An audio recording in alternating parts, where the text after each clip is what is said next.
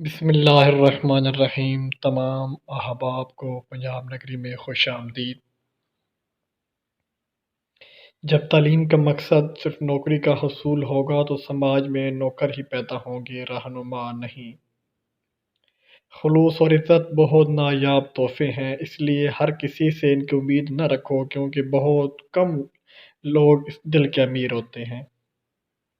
زیادہ گفتگو سوچ و فکر کو مردہ کر دیتی ہے۔ عالم کا امتحان اس کے علم کی کثرت سے نہیں ہوتا، بلکہ دیکھنا چاہیے وہ فتنہ انگیز باتوں سے کیسے بچتا ہے۔ دو چیزیں اپنے اندر پیدا کر لو، ایک چپ رہنا، دو معاف کر دینا، کیونکہ چپ رہنے سے بڑا کوئی جواب نہیں اور معاف کر دینے سے بڑا کوئی انتقام نہیں۔ بیوقوف جب تک خاموش رہتا ہے عقل مند شمار ہوتا ہے۔ مصیبت سب سے بہترین کسوٹی ہے جہاں پر دوست پرکھے جاتے ہیں۔ جب آپ یہ سوچیں کہ ہار کی صورت میں کیا کریں گے تو آپ شکست کھا گئے ہیں۔ اس رب کی ناراضگی سے ڈرتے رہو جس کی صفت یہ ہے کہ اگر تم بولتے ہو تو وہ سنتا ہے، اور جو اگر دل میں رکھو تو وہ جانتا ہے۔ اگر آپ کسی کام کو پختہ ارادہ کر لیں تو پھر اللہ کی مدد بھی شامل حال ہو جاتی ہے اور کام جلد تکمیل تک پہنچ جاتا ہے۔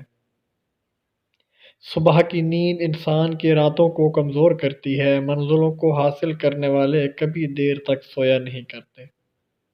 کام شروع کرو اللہ کے نام کے ساتھ اور کرتے رہو اللہ کی مدد کے ساتھ، اور ختم کرو اللہ کے شکریہ کے ساتھ، کیونکہ اللہ کی مدد کے بغیر کوئی کام بھی تکمیل تک نہیں پہنچ سکتا۔ اللہ کی عطاؤں پر الحمدللہ اور اپنی خطاؤں پر استغفر اللہ کہنا اللہ کو بہت پسند ہے۔ محبت دور کے لوگوں کو قریب اور عداوت قریب کے لوگوں کو دور کر دیتی ہے۔ کسی فکر کو قبول کیے بغیر اس پر غور کرنا آپ کے تعلیم یافتہ ہونے کی نشانی ہے۔ بیوقوف آدمی کا اصل المیہ یہ ہے کہ اس کی کوئی حماقت آخری نہیں ہوتی۔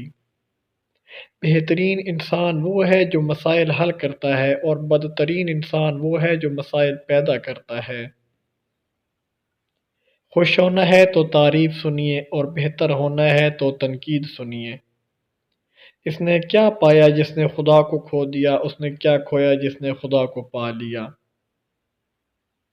وقت کی بربادی کی سب سے بڑی وجہ اس کام کا آغاز ہے جسے آپ پورا نہ کریں۔